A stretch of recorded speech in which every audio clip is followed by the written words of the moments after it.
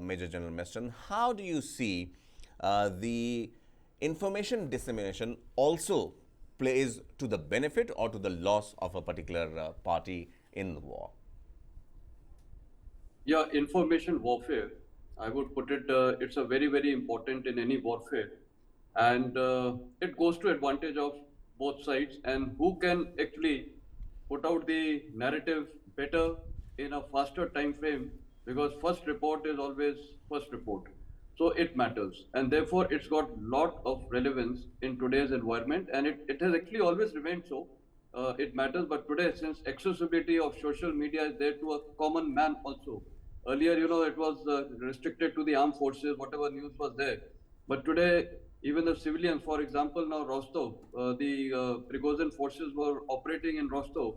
You had all reports coming up even from the Russian media. Yesterday, I was watching Russian TV. Now, obviously, they were getting all these reports is from the locals over there. And of course, Prigozhin has used social media very effectively. In fact, he has a large fan following. So, therefore, this aspect of information warfare is of supreme essence. And in fact, today I would say for any armed forces, besides the military operational preparedness and everything, information warfare is given top priority. And therefore, a counter to that is how to prevent that. That is another important aspect. And that is why today you have counter social propaganda aspects also.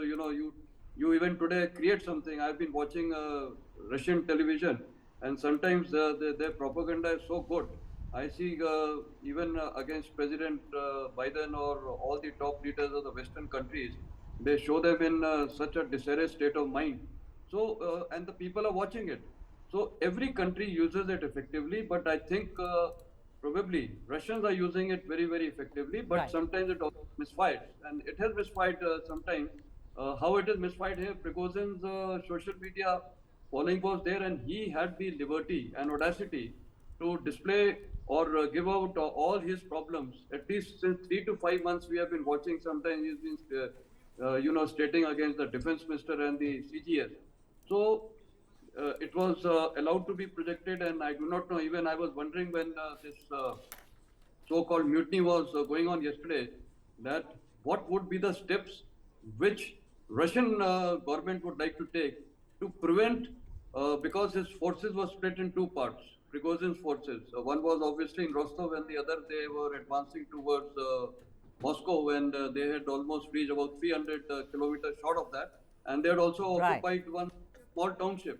So that is the question: is that how Putin would have controlled them, because once you cut off the media accessibility to your people, it matters.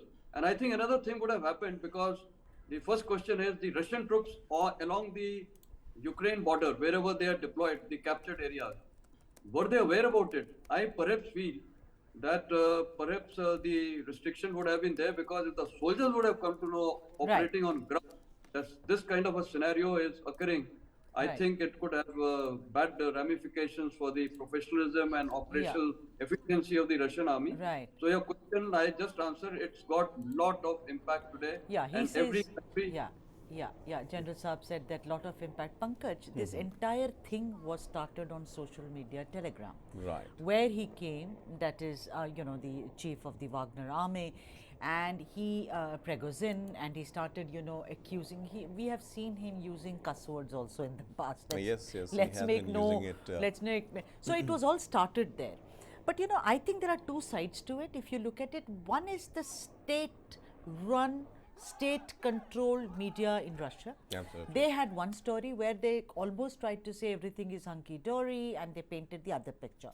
And on the other hand, was other social media which spoke about, of course, Prigozhin and all the other aspects. Don't you think it is very difficult for the people sitting the theater of war to decide what is genuine?